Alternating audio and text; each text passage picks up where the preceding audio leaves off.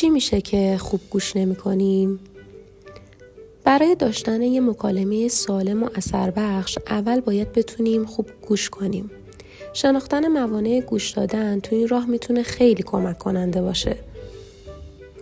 اولین مورد ذهن‌خوانیه. این حالت مال موقعیه که ما به طرف مقابل بی‌توجهیم یا اعتماد کافی نداریم. حالا این اعتماد میتونه ریشه توی دوران کودکیمون داشته باشه یا اینی که به خاطر زخمایی که از طرف مقابل خوردیم دیگه نمیتونیم بهش اعتماد داشته باشیم. حالت دوم مرور کردنه، یعنی انقدر درگیره زنجیره گفتمان بین خودمون و دیگری میشیم که نمیتونیم گوش بدیم طرف مقابل چی میگه.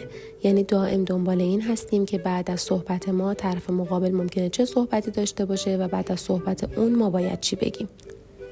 فیلتر کردن هم میتونه به دو شکل صورت بگیره.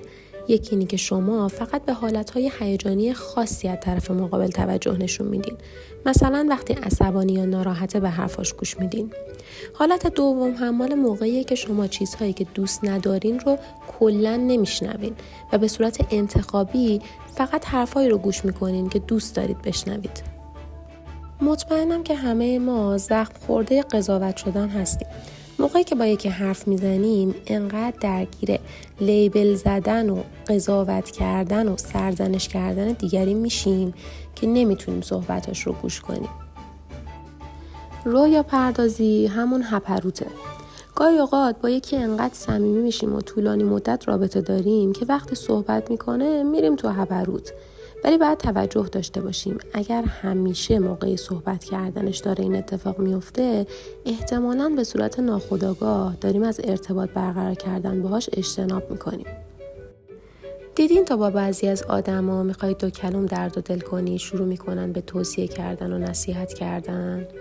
گاهی اوقات باید یاد بگیریم ساکت باشیم، چون طرف مقابل بیشتر از این که نیاز به نصیحت داشته باشه نیاز به حمایت داره، نیاز به یک گوش شنوا داره تا بتونه خودشو تخلیه کنه.